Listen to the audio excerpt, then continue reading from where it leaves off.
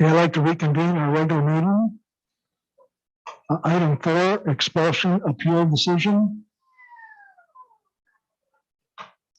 Pardon? Hold on one second. Let me just make Just to sure. reiterate, if you want to speak in public. Make sure we're live. Hold on. So for anybody who wants to speak.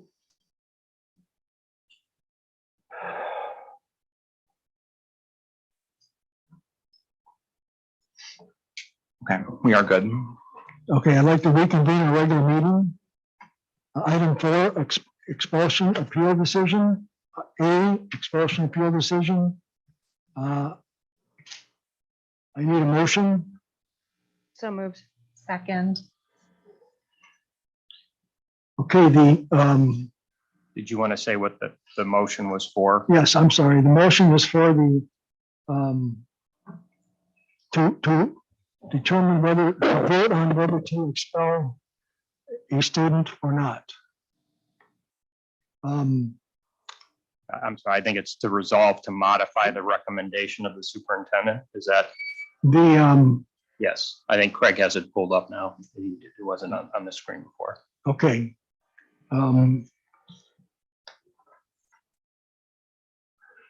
We recommend to modify the recommendation of the superintendent as follows. The board's decision is to allow the student to come back November 29th, subject to new parameters worked out by the administration and legal counsel. If the agreement cannot be agreed upon or followed, the expulsion will stand. Roll call? Mr. Dosen, Yes. Mrs. Kramer, Yes. Mrs. Mack, Yes. Mrs. Wigman, Yes. Mr. Peterson. Yes. The item 5, president's announcements.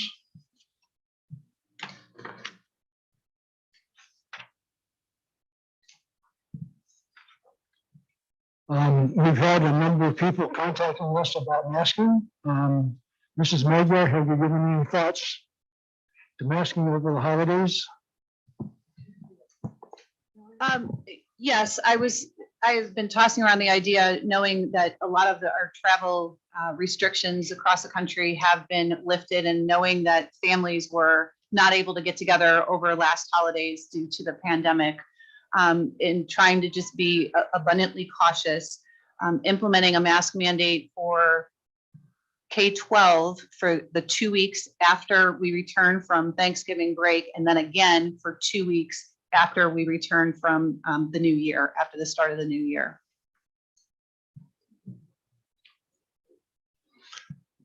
Any thoughts? You want to share any thoughts from the board? Just that sounds very reasonable. I'm sorry, did you say K-12? So the entire district this time? Yeah, my belief is that we have a lot of families going to be traveling and getting together because they haven't been able to do that for a period of time. And so just out of an abundance of caution, with people going in all places of the world, that we would do that just to minimize if there was any contact while people were out of town when we come back to school, that we can keep our kids safe as possible and keep them in school. And you said that was 2 weeks following Thanksgiving? Yes, and then again, 2 weeks following when we return on January 3rd. Okay, so following the holiday as well. Any further discussion? No, I respect the policy that we created to allow Mrs. Magyar to make that decision. So I hope the rest of the board does as well. Okay, item number 6, board member committee reports. Transportation Appeals Committee, Mark? No, I just switched them. They're actually backwards Yeah. somehow, so I have them up there right now. Financial liaison is next. Oh, I'm sorry. Convention rules on audit committee, Mark, thing. we have not met, so nothing to report. Permanent Improvement Committee, Ellen, Mark? Not necessarily anything to report, but there's a lot farther down on the agenda to do with PI. Board Policy Committee, myself and Kathleen. The Board Policy Committee met on October 27th, and we reviewed a number of policies, and they are further down our agenda for a reading, and we will vote on them next month. I was not able to attend. I cannot attend 4 o'clock meetings. I'm still at work. So I'm going to ask in the future that we have them to accommodate our work schedules so I can attend and represent. What's the earliest time you can be there? Well, it's not 4. I mean, Right. 5:30. But we started accommodating the administration schedules, and some of us aren't able to make 8 o'clock meetings and 4 o'clock meetings. Okay. Thank you. Sustainability Committee, No updates. okay, District Committee reports, Transportation Appeals Committee, Mark. None. Cuyahoga Valley Career Center report, Per Mr. Gilbride, CVCC's board recently held its strategic plan review meeting and released its 5-year plan. There's a lot of positive information in the plan, which should be on the website. One of which is a steady increase in earned certificates and licenses by their students over the last 4 years. But I would encourage people to go check out the CVC website to review the information. Safety and Security meeting report. We haven't had a meeting. No. Schools Foundation report, Brittany. Planning continues for the Schools Foundation's annual fundraiser, which will be an online auction that is scheduled to go live around the middle of February. They are still formulating some plans around that activity and event, so stay tuned. Thank you. PSO report.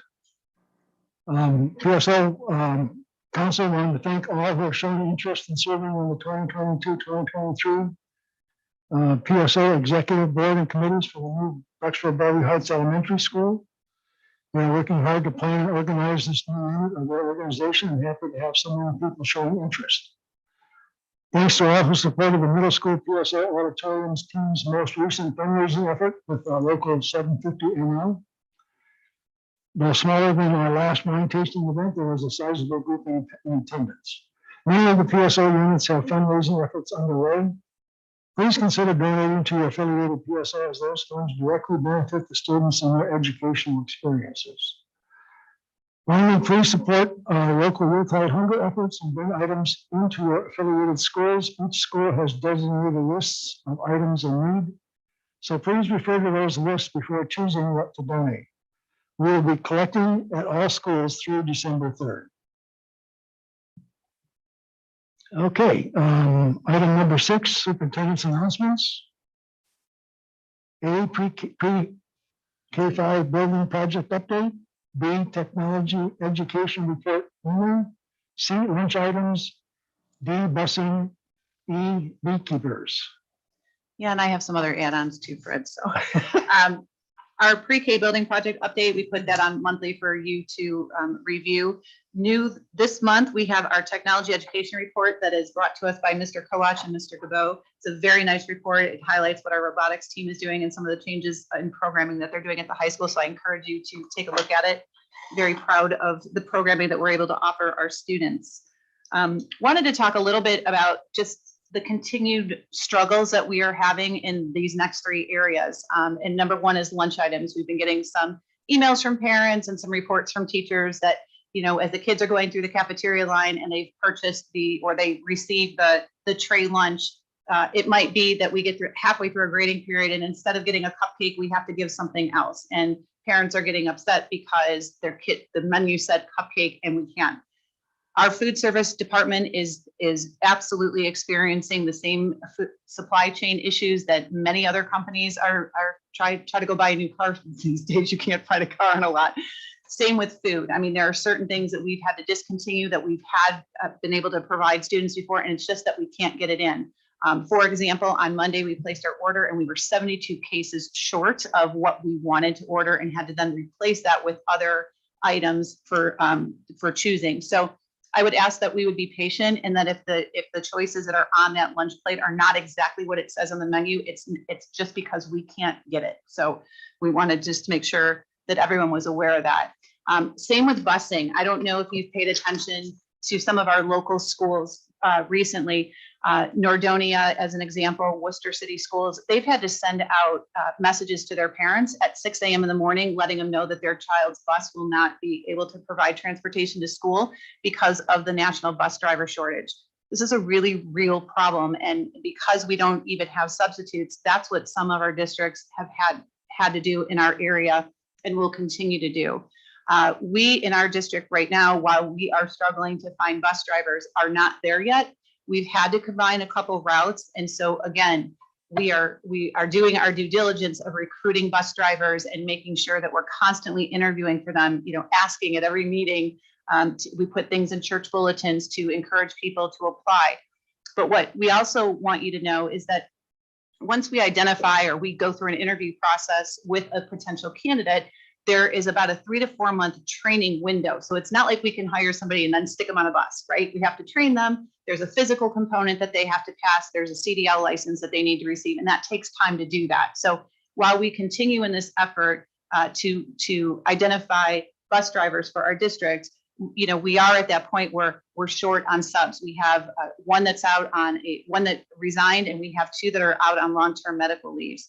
And so we are doing our best. We are not at the point where we're calling you at 6 a.m. to cancel routes, but know that we're on top of it. But it may be that we have to start combining some routes because we just don't have drivers. It's not because we want to do that, but it's because we're going to have to do that.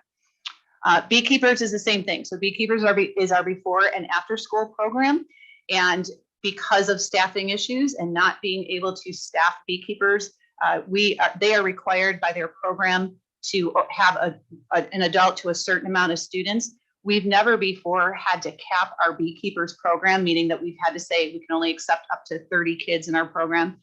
That is looking like a real reality for us this year because we don't have the staff to have the additional kids, and that guidance is given to us by the state. It's not our rules, it's what the state rules are to keep beekeepers in session at our school. So I just wanted to share this information with everyone to maybe minimize some of the frustration and help you understand what we are dealing with on the back end of these programs. In addition, we did yet another test call last night of our lovely phone system that is, just a thorn in my side. And so what happened was last night we had the message scheduled and it's supposed to start calling at 6:30 p.m. And by 6:40, I was receiving text messages from staff and from parents saying, "Hey, Joelle, where's the test message?" And I panicked because I did not want the message not to go out. So I quickly sent another one. Well, what happened was the system eventually called all of the numbers, and then it eventually called all the numbers a second time. So some of you heard me 4 times last night. Some of you heard me 3 times. And for that, I apologize. It was more concerning to me that if you didn't get the call, that we could identify those numbers to make sure that we had them for our system.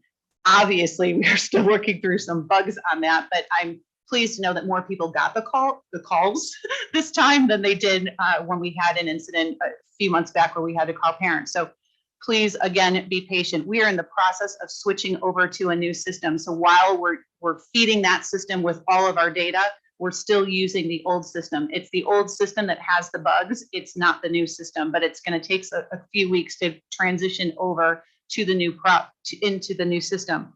What I would ask in the meantime, if there is, looks like there's going to be some inclement weather, to not just rely on the phone calls. I always tweet it out first before we do anything. It's always put on our TV stations and we always put it on our website. So in the meantime, until we can work the bugs out with our phone system, I would encourage everyone to look at those other mediums so that they can get the information that they need.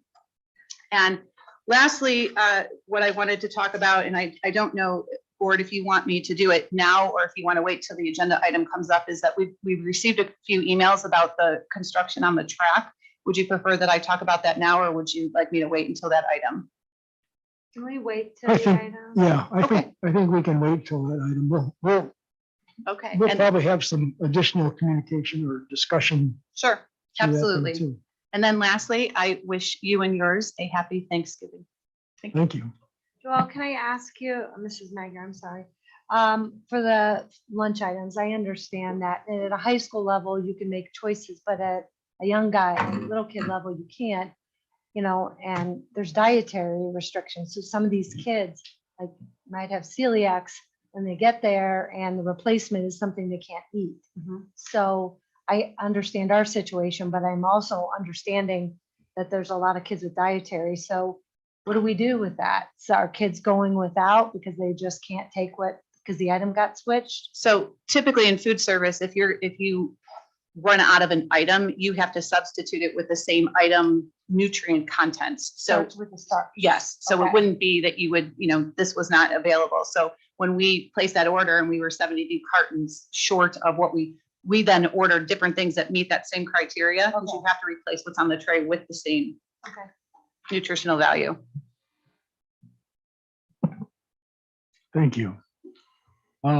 Treasurer's announcements, Craig? I will have more with the 5-year forecast, but I did include a board report for technology that we have that was provided by Bob Cerruti.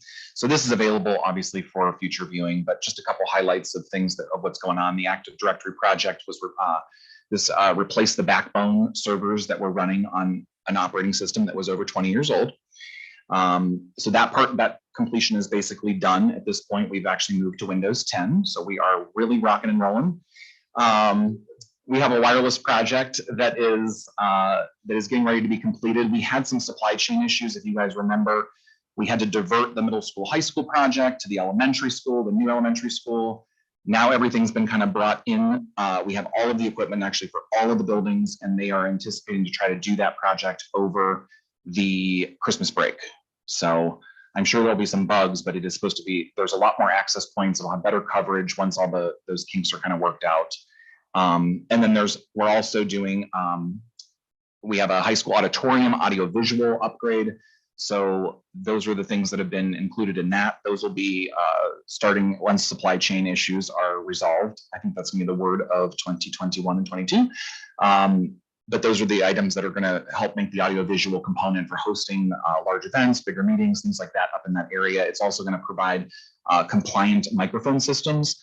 That changed probably about 6-7 years ago. So the microphone system we have up there is potentially in conflict with, I believe it's like emergency. They move some of those frequencies over. And so we're upgrading that system so that we're not on those channels anymore because you're not supposed to be using them. So that is all going to be done as well. If there's any questions, I can pass them along to Bob. And we did get our network subsidy grant for $1,800 per building. So that came in as well. So Great. the spend on all of this was all part of our PI plan. Yeah, so the wireless project is actually an E-rate project. So that is 40% reimbursable, and that's out of PI. And the Active Directory really didn't cost us anything to do that project. And then the audiovisual, we were able to actually look at some of the building funds for that. It was it's a pretty small project for us. Thanks. And the E-rate funding is a federal program that That is provides us funding Correct. for access to technology. Yeah, and this doesn't spend the whole thing. The amount that we were awarded over the 5-year period is around $700,000 of reimbursement.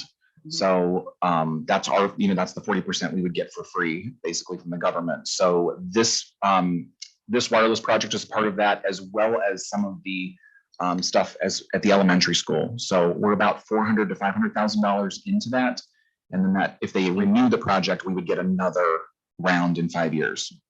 Okay, so the 400,000 is inclusive of the network here as And well the as elementary. So we still Correct. have We have money two. left to spend Correct. for the remainder of the 3 years. Yes, we have some money left. Thank you. Yep. Thank you, Craig. Item 10, communications. Persons wishing to address the Board of Education will do so at this point. No formal action will be taken on subjects that are not included on this agenda until the board has had an opportunity to study them. Comments regarding personnel must be submitted in writing through the office of the superintendent. In order for the board to complete the planned agenda in an effective and efficient manner, and to provide sufficient opportunities for members of the public to be heard. Hearing of the public shall be limited to a maximum of 30 minutes, during which each speaker shall be limited to a maximum of 3 minutes. Are there any people wishing to address the board? Kara Mack is first.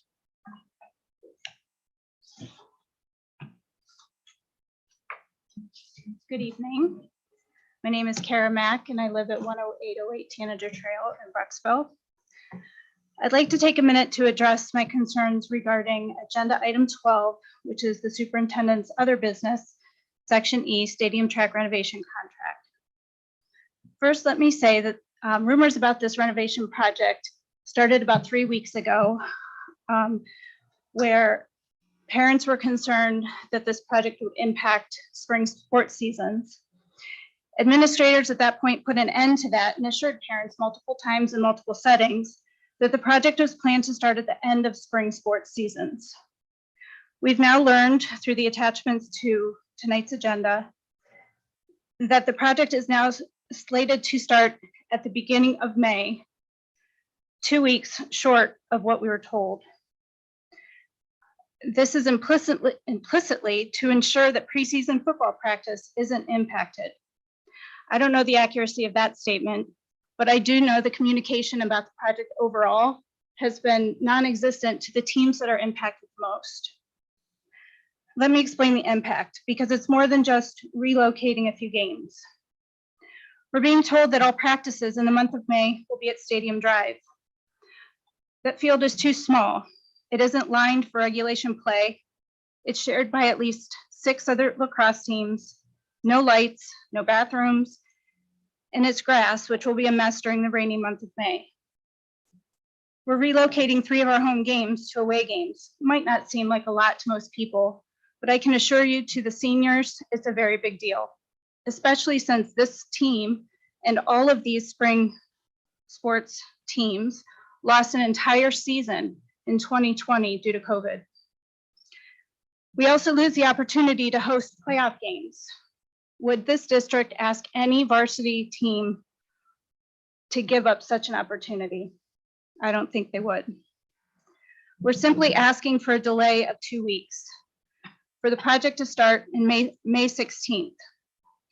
The impact to 4 teams, specifically the boys and girls lacrosse teams and the boys and girls track teams who are in season during the first 2 weeks of May, the impact to those teams far exceeds the impact to football, who is only in preseason practice during the first 2 weeks of August. Thank you. Thank you. Richard Brown. Hi, thank you for letting me speak. This is actually, I want to read a letter that was written by another girls lacrosse parent who wasn't able to be here. My daughter is also on the lacrosse team and I share the same concerns. Hello all, I would like to take this opportunity to address my concerns regarding agenda item number 12, superintendent's other business, section E, stadium track renovation contract. As a parent with a student in the spring sport, I am concerned about the timing of the renovations. During the last Brecksville PSO meeting, I asked Mr. Jacob about the timing of it in regards specifically to the girls lacrosse season. He said the bids that went out requested a mid-May start date so spring sports could finish out their season. However, in reviewing the documents on board docs, it seems that the start date is May 2nd with the completion date of July 29th. I find it very interesting that this end date just so happens to coincide with the preseason football season. Actually, I do not think this is a coincidence. I do not think it is fair to cut the actual season short of 4 other teams just to accommodate the preseason of 1 team.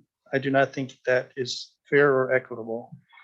I would also like to request, if there are provisions for alternative places for the displaced teams to practice and compete, have home matches, including senior night and postseason play. They adhere to the following. The playing surface is the same, turf, not grass. Old stadium will not work for many reasons outlined below. I would believe this would be some kind of fair and equitable playing conditions which I am sure is mentioned as part of Title IX. I am sure will follow Title IX rules. The proposed turf field is within 10 miles of the school. The proposed turf field is well lit for games and practices. There is running water with available restrooms for players and fans. There is the ability of concessions to fundraise per athletic department. Old Stadium Field would not be a suitable field for practice or competitions for the following reasons. It is used by 6 other teams. It is not high school regulation size. It is grass, and with too many people using it, it will end up getting torn up and be dangerous for our student athletes. There are no facilities, running water, bathrooms that are opened at Old Stadium. If the teams are required to have the concessions open during the season at the high school per the athletic department, then we are losing out of potential revenue for the team if we are required to go to a space without equivalent facilities. There are no lights for later games or practices.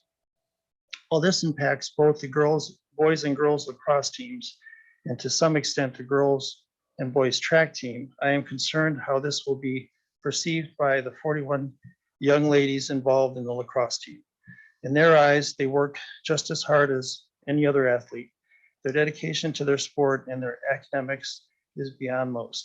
Yet they feel like they have to claw, scrape, beg, and plead for anything they need and deserve to play and compete. I respectfully request the board does not accept the contract as written and will only accept the contract if the start date is May 16th. If the above request cannot be fulfilled, I respectfully ask the board and the superintendent to demand in writing the equitable provisions being provided for the spring sports affected with direct input from the coaches. Thank you. Thank you.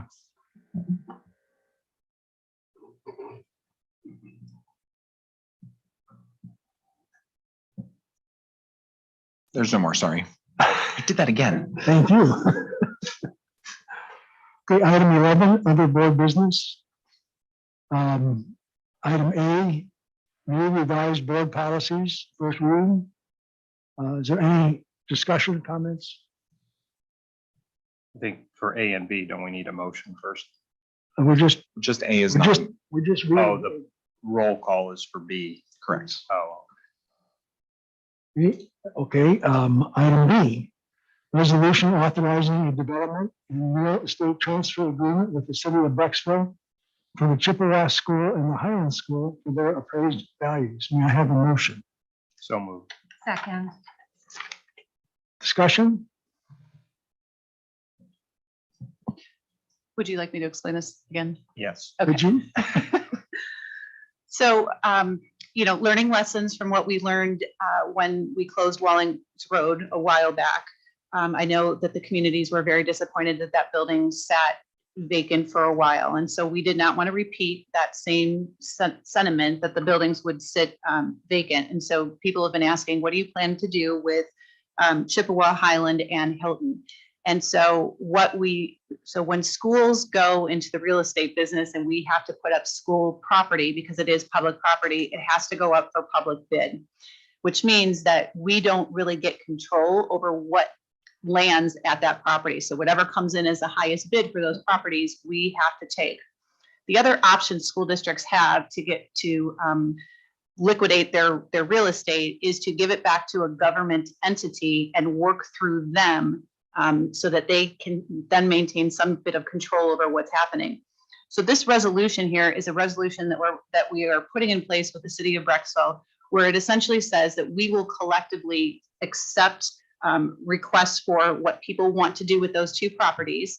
We agree that the school district will get fair market value for whatever that is. And the benefit to the city is that they get to kind of control what's there. We collectively decide together. So if the school board if a bid comes in and the school board decides, no, this is not an acceptable, offer on this land, then they don't have to accept it. So we have to by entering into this agreement, we have to mutually agree on what happens to those two properties and what that cost would be. In this agreement, it would guarantee us our appraised value of those properties. And if a request came in that was higher than what the appraised value is, the city and the school district would then split that difference of that property. And it's a win-win for everyone involved. It's a collaboration, again, between the city and the school district to do what's best for our community on those two properties. So this resolution allows us to enter into that agreement with the city so that we can start that process of putting out RFQs for those two properties. Hilton is not included on this list. And the reason for that is that the Hilton parcel of land also contains this building and the practice field that is right on the other side. So in order for us to include that, we would have to reparcel the land. And at this point, it wasn't something that the board is considering at this time. Doesn't mean that we won't have that conversation here in the near future as we get closer to closing all three of those buildings. So this agreement is specifically for the Chippewa and the Highland property. And yeah, maybe just to add on to that too. So everyone is, I'm sure, aware that we're building our new elementary building at Blossom. You know, we had another very productive collaborative arrangement with the city of Brecksville where we transferred Central School and Old Stadium Drive to city of Brecksville's ownership. And in return, we received land at Blossom to build the new school.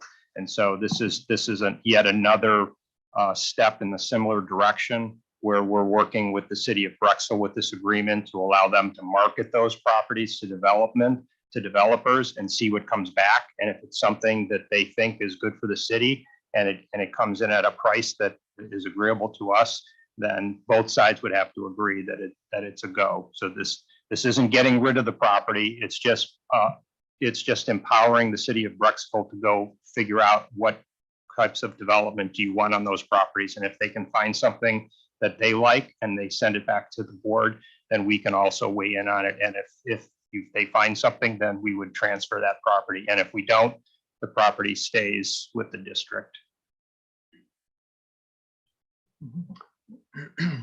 Any other comments? Roll call? Mr. Dosen, Yes. Mrs. Kramer, Yes. Mrs. Mack, Yes. Mrs. Wigman, Yes. Mr. Peterson. Yes. Item D, development and real estate transfer agreement between the Brecksville Boulder Heights City School District and the city of Brecksville concerning identified district properties. May I have a motion? So moved. Second. Discussion? I guess I would say ditto. So first was the resolution, and this is the actual contract itself. So So this just lays out the terms. yes. Thank you. Any other discussion? Yeah, and just if people want to see the terms, you know, we did have appraisals done on those two properties. That is public information, you know, and this is basically saying if proposals come in that are above the fair market value, then the first $250,000 gets put into a fund that helps manage the new Blossom property, which is the field house from the city side and our school building.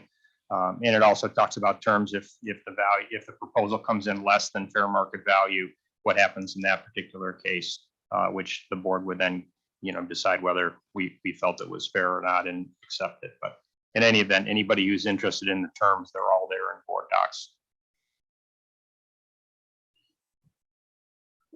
Roll call? Mr. Dosen, Yes. Mrs. Kramer, Yes. Mrs. Mack, Yes. Mrs. Wigman, Yes. Mr. Peterson. Yes. Item 12, superintendent's other business. A, CCBDD technical support team agreement. B, ESC interdistrict service contract. C, high school roof replacement contract. D, tennis court replacement contract. E, stadium track renovation contract. F, 2021 high school boys basketball tournament trip. G, approval of superintendent's other business. May I have a motion? So moved. Second. Discussion. So item A is our contract with the Cuyahoga County Board of Health technical support. It provides us some assistive technology for some of our special needs kids that require that. It's just our annual agreement. Same with our ESC interdistrict service contract. It was signed by them, and I think that they forgot to send it to us. So we are now getting it on the board agreement now, even though it went into effect on their end in July. The high school roof replacement contract, this was bid just awarded this past week. 2 weeks ago. I 2 weeks believe. ago. That was our lowest bid that came in. Tennis court replacement contract, same thing. It also went out to bid. So this is to replace our tennis courts. The stadium track renovation contract, we bid it out at the same time as the tennis courts, just to hopefully get some savings with asphalt and all of those other things that go in both places. But I just wanted to give some additional information on the stadium track renovation, because I know we had some emails, and I appreciate the comments here tonight at the meeting. I did talk to Mr. Mazzalona to find out, how this information was given. He did have a meeting with all of the coaches and explained the situation as to why the date had to be on May 2nd. When we talked to the contractor, it's not as simple as saying, can we start this project 2 weeks later? It's kind of like if you think of a project with ODOT, they have to have their cones out by a certain time, and it may be like a couple of days where they're not doing anything, but then they have to wait for another crew to come in. And so this is kind of like that same contract. It starts on May 2nd and it ends on June 29th. It was part of the bid, so we didn't get really much of it. While we put out specifications that we want it to start later, if the bid comes in and becomes the lowest bid, we don't really have a lot of control over that if it came in earlier than what we anticipated. But knowing as soon as we did, Mr. Mazzalona went out and spoke to the coaches that it would impact. Just so everyone is aware, the track team had already from last year scheduled all of their meets away because of the condition of the track. So the track team has known that was done purposeful, because they knew that they weren't going to be able to use the track in its current condition. So the track team was not affected by that. Mr. Mazzalona met with the coaches and gave them the opportunity to either take the games that would be impacted in May by this earlier construction schedule and give them the opportunity to condense their schedule, meaning not shorten it by any way stretch of the imagination, but actually condense it so the games were done by May 2nd, or to look at those games that were impacted in May and see what else the coaches wanted to do. So the breakdown is as follows. The affected lacrosse games, there's a boys game on May 10th. That game will be moved to another date at the request of the coach. The girls games on May 6th, May 7th, and May 12th. Coach Robertson has asked that we make those road games instead of rescheduling to earlier ones. The boys senior night for cross country, or for lacrosse, will be on May 2nd. The girls senior night will now be on April 30th. And beginning on May 4th, practices will be at Old Stadium. We also have a call in to see if there's a use of Blossom, the Blossom turf as well. And like I said, the track and field coaches were aware of the construction and knew and had already scheduled all of their meets away for this particular season. And then I have a question. There's actually 3 teams that use the stadium in the fall, correct? The soccer teams, the girls and boys soccer teams, and the football team. Mm-hmm. So there's 2 teams affected by this start. Well, this is 3 because of track, but the track had already planned all of their track meets away. And I just want to remind the community too, our tennis courts have been closed for a while, and both of our tennis teams have not had a home match, and it's going on 3 seasons now. And so, they had to do that. And so we are not targeting any specific team in the spring. We also have, during the winter months, we have our boys basketball team that gets displaced for a week because we host a wrestling tournament in our gym. And so, we have teams that share spaces. This is not uncommon for games to have to be relocated somewhere else, or games to have to be played in a different manner. We do it for all of our sports teams. And so I just want to remind the community that, our tennis team hasn't played in our tennis courts, and our basketball team is impacted every year during their season and is forced to have away games so that we can host a wrestling tournament too. And it's just, part of how athletics runs, that when you have this limited facilities, and especially when we're in such desperate need of a new track, more so that nobody gets hurt, that, this is a one-time thing that's going to affect 4 games and just a reschedule of senior night. So I just want everyone just to kind of keep that in perspective. Mrs. Magyar, can you speak to the alluding to, or the comments regarding the facilities at Old Stadium in terms of running water, lavatories? Well, that's Absolutely true. There's no running water or lavatories there. There was never the intent to have any type of game there at all. It was just going to be another option for a practice field. We also have a practice field out here as well, outside of our football, which is grass. It's not turf. I realize that, which is why we are looking into possibly using the turf at Blossom Hill. Mr. Code, did you have any other construction or timeline things that you'd like to share as well? I guess so. Well,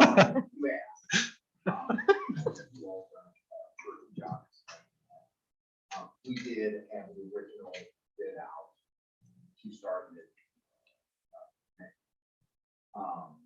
The low bid came in nearly $80,000 less than the second low bid. And in conversation with the contractor, we went through the process of the scheduling. Mark was on the call, I was on the call, contractor was on the call, and the architect was on the call. They pushed it to May 2nd with high confidence that we could meet the schedule by the end of July. That completion date at the end of July was identified when we had the May start date too. It was very explicit with the contractor that we would not meet completion date the end of July. We push it 2 weeks, and it actually was an exponential shift where he said that you wouldn't lose just 2 weeks. You could lose significantly more because everybody is on the same schedule, and he would have a hard time getting the subcontractor in for the track service. That's where the conversation started around May 2nd. So just to summarize that, so if we would have held to a mid-May start, the contractor which we selected said, you wouldn't, that doesn't mean that we'd finish August, mid-August. It could be late August, end August, you know, whatever, because everybody's competing for similar resources. I'm going to paraphrase the contractor. He had high confidence in the end of July, we start May 2nd. He had low confidence even in a mid-July, a mid-August completion if we push it 2 weeks. So yes, he had a low level of confidence, but it was complete 2 weeks later. So yes, it would push into the end of August. And of course, unexpected weather could also affect this project, right? Yes. Okay. And has there been any like other options explored with respect to providing any better practice alternative for these teams for the first couple weeks of May? That's what I think she's saying with Blossom Hill, because it's turf. And But I mean, there's all the younger kids use Blossom. I mean, I don't know that that's going to be available. I don't know either, which is why we have a call in to check. And I know in one of the emails we received, one mentioned that there's a field 10 miles away that would be appropriate. I have to look into that. I don't know what field that is. So I will definitely do my due diligence to look into it, or have Mr. Maslona look into it to see if there's another viable option to provide practice on a field that's very similar to ours. Well, Do we currently, but just this next question, do we currently bus to practice locations? Well, so when the tennis team has been bused the last couple of years because the fields are over there, and that would be an option if we were able to locate a place to provide transportation to that, if we can, and if we have a driver. Yeah, I To didn't be want able to to do open that. that can. Okay, thank you. I think, at least from my understanding, is there was that issue of communication. So although the coaches were told, I think the coaches had already talked to the parents, and then they had to kind of backtrack and change it. That was at least for as far as lacrosse, that was my understanding. So, you know, I know Mr. Maslona said he communicated that, but I think the communication was a surprise to some of them. You know, so I would ask, you know, how that could be done better. The second thing is that, you know, I'm kind of asking, would we displace football? Would we say, well, we're going to find you another field for 2 weeks? And I would tell you, probably the answer is no. So to that point, we have to find another field. That's not acceptable, Stadium Drive. We can find it where there's a will, there's a way. We wouldn't do that to football. So I kind of get the point, although it's not meant to be targeted. It sure feels like that sometimes to some groups of our sports athletics. I think there is a deference to certain sports rather than others. So I'm very empathetic. These children didn't play in the spring. This is senior year, and I am been so empathetic with the tennis team, what's happened with them. But it's not even a request. I mean, we have to do that. We cannot just tell them to go to Stadium Drive. And again, the equity thing's starting to become kind of questionable, at least in my mind, as far as sports. Well, for the record, I am a parent of a boys lacrosse player and I'll be affected by this. It's a really tough situation. We're actually there's 3 teams that would be affected in the fall, not just the football team. I have no problem displacing the football team if it's for the best interest of the district. So. But we won't. I also would just like to remind the board and the community, I mean, when we made the determination that we needed to shut down the tennis courts, we called every tennis facility from here all the way down to Akron to see if we could have courts that we could play on, if we could somehow work out an agreement with any school district that also had tennis courts that we could somehow collate our schedules so that we could have their tennis courts when they were away and so forth. And you know, we had no luck whatsoever, which is why our tennis team has used the courts in Brecksville. Ideally, not the best situation for them, but have persevered through that. And I appreciate the fact that they've done that. So yes, we will do our due diligence to find another field for lacrosse, but I don't know. And I just want the board to be prepared that we might be faced with that same scenario we were with the tennis courts when we looked for another place for our kids to play. And this shouldn't be on you. This is our athletic director's job. So he needs to do this due diligence. He needs to offer this solution. The fact that parents are coming to us very upset, it should have been stopped, and he should have worked that out, in my opinion. So I thank you for taking the responsibility. However, Mr. Mazzona probably could have worked this out and have already made some of these calls already before we got to this point. That's just. We've had about a 10-day runway on this. So the bids were just opened and just awarded, and you're seeing it here a week later. So there hasn't been a lot of time outside of a discussion that had to see. I mean, we absolutely did that. Mr. Mazzona got on the phone right away to see if there was any movement that we could make to this schedule. I was called last Wednesday and told that, you know, this is what it's going to be. And I know his first priority was trying to get a hold of the coaches to let them know of these changes. But I will make sure that our athletic department does their due diligence around trying to locate another field for these kids to play on in the meantime for practices for those 2 weeks. Yeah, I mean, I have no doubt that Mr. Code's narrative that the contractor was the driver to move it back it sounds legitimate. So I think, Kathleen, to your earlier point, I would say there's an opportunity here maybe for better communication, because I think some of what was communicated that then we had to walk back probably created that suspicion that maybe there was some other motive behind it. And, you know, I think that void got created because of the walk back. So maybe as we go forward as a district, you know, we put a little more focus on communication, on what we're communicating, and always we leave some wiggle room, saying, you know, the plan is this, but that could change, you know, kind of like what we've been dealing with the pandemic, you know, that it's the plan until it's not the plan. And then you find out the contractor says, hey, we need 2 more weeks on the front end, or we can't guarantee that we'll be done, you know, whatever the narrative is. So I think going forward, I think maybe especially as we're communicating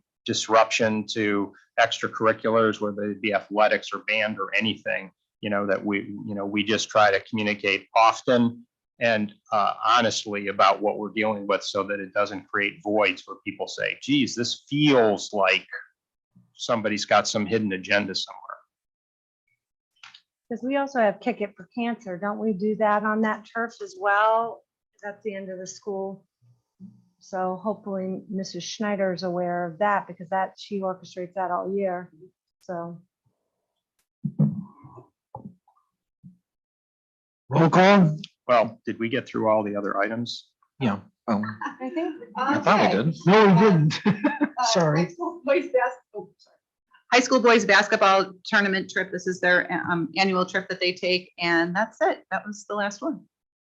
And just, so the tennis courts, that was very good news on these, that we were coming in, and the high school roofing in particular. I guess I just want to call out that bids that came in, and we were trying to tee this up to bid out early with the hopes that we would get favorable bids, and we got favorable bids. So thank you to Mr. Code and the team for going, getting us lined up to go out early, and especially for the contractor who pre-bought material and was ready to come in with low bid.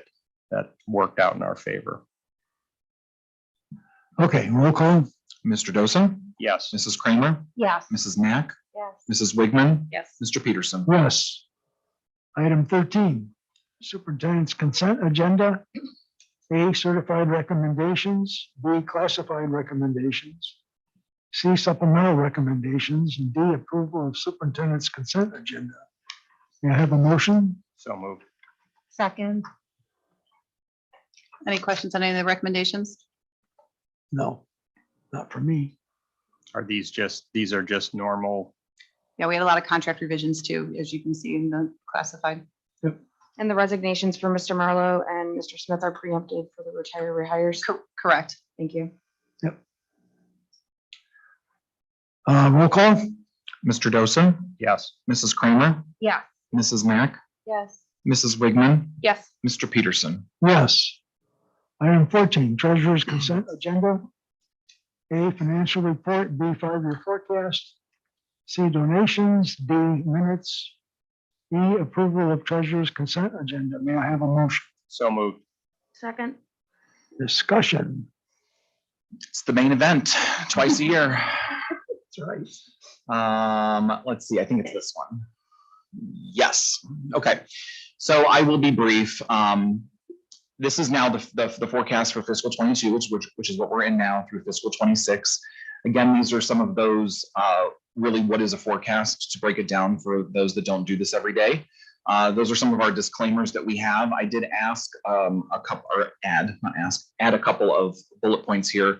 The same thing continues with COVID-19. We don't know if we'll receive more funding. We don't know what's going to happen with some of these costs. We were just talking about, we don't know how this is going to really continue to affect children and what that might do in terms of additional costs to the district as well. So we're kind of monitoring that as it becomes available. The forecast does include our current negotiated agreements and does plan for the opening now of our new pre-K through grade 5 elementary school. So that is an update. And once again, we're still, just because of, again, the pandemic that's pushed that TIF agreement that we have with the Valor Acres property. We don't believe we're going to receive any of that revenue till 25, and hopefully it's good news, but we have not planned for that yet into this forecast. Okay. So the top right side of your screen is where we were back in May, and that would be fiscal 25 that's highlighted in green. And we were basically sitting at about $12 million at that point. And as you can see now in the new forecast, which pushes out to fiscal 26, it does set us at $14 million, which again, I know sounds like a lot of money to the average person. However, when you see that the district is at that point deficit spending in fiscal 24, 25, 26, you can also see how it compounds. It's very difficult to get on deficit spending. So that's what we're going to continue to monitor and watch. You can see that 22 and 23, we are basically holding in a balanced budget, and that is the goal. And if we can push that another year or two, then that's what we'll try to do. This also doesn't take into account exactly, because we don't know what's happening with the governor's biennium budget with this fair school funding, and whether they're going to continue to fund public education. It is the hope that they will. And again, we'll update that as we get more information. So speaking about how the funding formula affects us at Brecksville Broadview Heights, it's that unfortunate that we're still not on the formula. So in the old formula, we were to the point where it was almost 82% of districts were not on the funding formula. So they were either capped or they were what's called on the guarantee.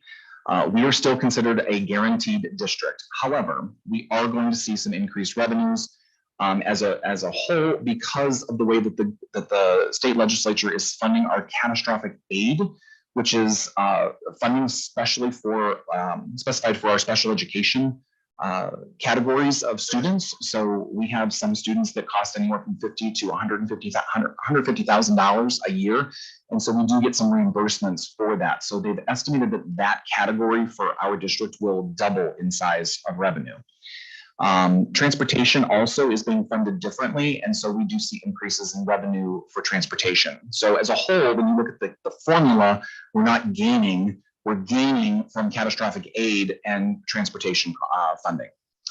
So in short, we will still see reduced revenues though, because of the way that we are now funding students.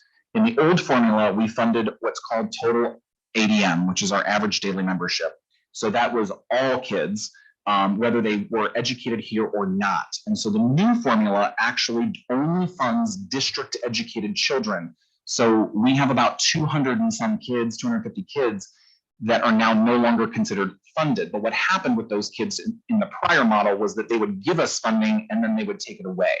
So overall, those revenues, if you can see here on the revenue impact, even with the addition of catastrophic and transportation, as a whole, we are still seeing revenues decrease by $124,000. So that may sound like really bad news. However, the new funding formula, how it affects us with expenditures is helpful. So we see huge reductions in expenditures on the formula because those are no longer a pass-through for community schools, which Ohio calls community schools, but that is what a charter school is, and for scholarships. So we have a lot of students that take the Autism and John Peterson Scholarship. So you can see the breakdown in this chart where we have $428,000 would normally come to us and then get taken away. And then also 500 and some thousand and basically $1 million. So it's a huge amount of expenditures that are being reduced from our budget. And so that's why we end up on the positive end of the fair school funding formula, even though it's not necessarily, it's better than what it was and it's constitutional. So that's all great, but we're still not on the actual formula, which is still a little frustrating for some of the wealthier districts because this is what ends up happening. So like I said, overall, we're still positive because of this. And again, the question becomes, will they continue to fund the fair school funding into full implementation? So as a reminder, this year it's only phased in at 16%. Next year it is phased in at like 33%. So it's in a phase-in process, but it's stopped at the state legislature because they've only agreed to fund it at a phased-in level for 2 years. So again, this can all change and hopefully it is for the better. Greg, can I ask a quick question? Sure. Regarding the increase in catastrophic aid, was that due to the retention of students that we are now servicing within the district? No. So that actually is specifically related to the pool of money. So what happens is that all the schools in Ohio submit these ginormous claims and say it cost, like ours is several $1 million. It's like, okay, we're going to send we say it costs how much to educate all these kids. What happens is though, there's only X amount of dollars available in the state. And so every year your catastrophic number can change a little bit in terms of what's available for reimbursement. Because if more schools send in catastrophic costs, then we would get potentially less. Okay. So what's happened though is that the amount of funding for that category, which is restricted, really not restricted, I guess, but we classify as restricted, has doubled in size. So if it was $100 million, now it's $200 million is what's happening. So they've estimated that whichever you got last year, you should get double this year. So I took double and kind of bumped off a little bit because we may have less catastrophic claims by bringing some of those kids in district. Okay. Thank you. So general comments as we begin to come out of the pandemic, we're seeing our spending return to normal. So that's why we've seen some purchase services, supplies, those things have increased, but for us, it's returning to normal. We continue to use grant money to the most efficient manner as possible and as quickly as possible. So spend the free money first is my motto. We also continue to seek additional grants. We've recently had a safety grant, Safe Routes to School grant. Mr. Code is exploring an OFCC grant right now, which would potentially give us $200,000 in generators, towards generators to in terms of a safety measure, right? So if we have a power outage, we can keep our network and phones and stuff running. We maintain our financial stability for now. However, we need to be cautious of the next 2 years. Again, deficit spending, what I talked about earlier. And like I said, for right now, we've factored in as much as we could in anticipation of the new building. But as Ms. Magyar always says, we don't know what we don't know. So we'll have changes as we get closer to that date. But we're trying the best we can to nail down those numbers right now. And it's an ever-changing climate. So What did you overall, use? it's good. Oh, what did you use as the guidelines to figure out the anticipated operating costs for the new building? So we had to talk about staffing, utilities, like all of those things had to really kind of come into play. So what has happened, even just naturally when you have 3 different buildings, is that sometimes it's not feasible to take a staff member from one building on one side of town to the other side of town. So you got to like look at all of those scenarios now as one whole piece. When it comes to utilities, we had to look at some of the offboarding and onboarding piece. We have not factored in the resolution yet that we've talked about for the development of the other buildings, because we just don't know yet what that's going to end up with. So there's still a lot of unknowns. But as we all know too, we have a lot of PI projects that are still out there. So we'll see what happens. Any other questions? Yeah, just a comment, when you look at 25 and 26, years 25 and 26, if you went back up to where you had it circled, yeah. So, when you start looking at 25, 26, it starts looking scary, but much like a weather forecast, if you looked out 10 days, you're not going to make solid plans 10 days out on a weather forecast, because here it's going to change. And it's kind of a similar situation. There's a lot of variables that are going to unfold in the next 5 years before we get to 25 and 26. We just talked earlier and approved resolution about selling or transferring the real estate, the 2 buildings, which while that would be one-time money, it would end up in basically the district funds to be used for other purposes. We also, Craig had mentioned the TIF from Valor Acres. So there is a tax increment financing deal with Valor Acres development, and the revenue that's going to eventually come from that is still not totally clear exactly how much will come. So there's variables like that will be coming, as well as the state, which always, when they do their budget, they giveth and they taketh away, which also is a lot of variables. So anyway, the point is that while some of those numbers in 25 and 26 start to look a little scary, it's a little premature to worry about that right now. We need to just stay focused on being very efficient and measured with all of our precious taxpayer dollars, and then see what unfolds both with state legislature as well as some of these other things, like the operational savings we're going to get when we open the new building. We don't know what we don't know. So we make an educated guess that goes into the forecast. And when the new building opens next year and we operate for a year, we'll then know, what the actual is, what's the savings. And hopefully it's even more than we assumed it was. Any other questions? Okay. You're gonna do the financial report, or you're just gonna? We're done with that. Okay. That was the financial report on a global level. I take it there were no donations. There were. Aha. Yeah. They're right here. I mean, we all see them, so. Yeah. Any comments? Thank you for the donations. Right. Thank you for That's donations. a good comment. Yes. Money/gift. Okay, roll call. Mr. Dosa, Yes. Mrs. Kramer, Yeah. Mrs. Mack, Yes. Mrs. Wigman, Yes. Mr. Peterson. Yes. Okay, that's the end of that's a temporary pause in our regular meeting. We're going to go into executive session. And the public is welcome to step outside. And if you like, you're welcome to come back in when we're finished with our executive session. Should be in the neighborhood of a half hour to 45 minutes, I think. Or so. Well, you need a motion to go in anyways. May I have a motion to go into executive session? So moved. Second. Roll call. Mr. Dosen, Yes. Mrs. Kramer, Mrs. Mack, Yes. Mrs. Wigman, Yes. Mr. Peterson. Yes.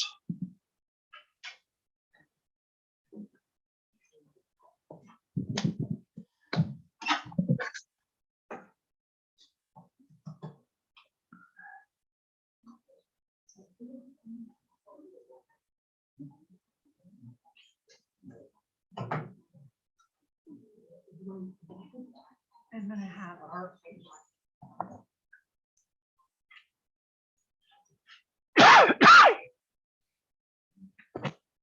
I got a little tickle in my throat.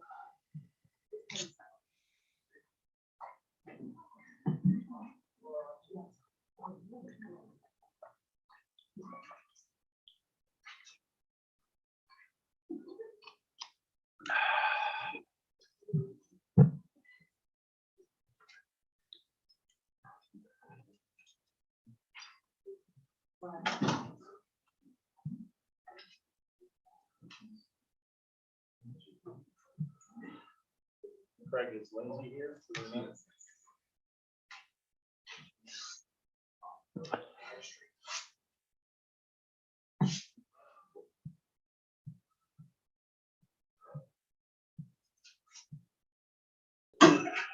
Her job is done.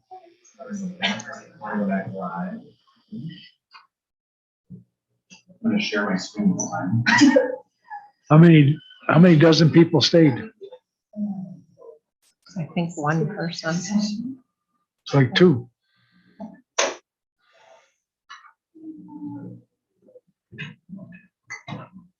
She's just preparing for herself Yeah.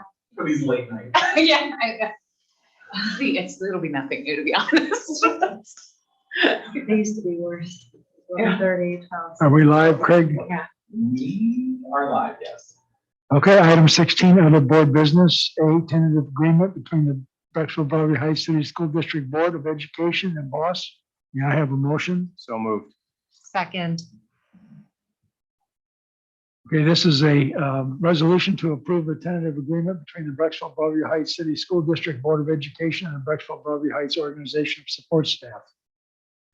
Discussion? Roll call? Mr. Dosen, Yes. Mrs. Kramer, Yes. Mrs. Mack, Yes. Mrs. Wigman, Yes. Mr. Peterson. Yes. Item 17, closing items. A, announcements. B, adjournment. May I have a motion? Do you want to do the Oh, announcement Let me do first? the announcement. Yes, sorry. Our next board meeting is December 22nd, 7 PM, right here in this room. Any other announcements? Roll call? What you want to do? Oh, I'm not in motion. I'm sorry. Motion to adjournment? So moved. Second. Mr. Dosen, Yes. Mrs. Kramer, Yes. Mrs. Mack, Yes. Mrs. Wigman, Yes. Mr. Peterson. Yes, meeting is adjourned. Yeah. Thanks.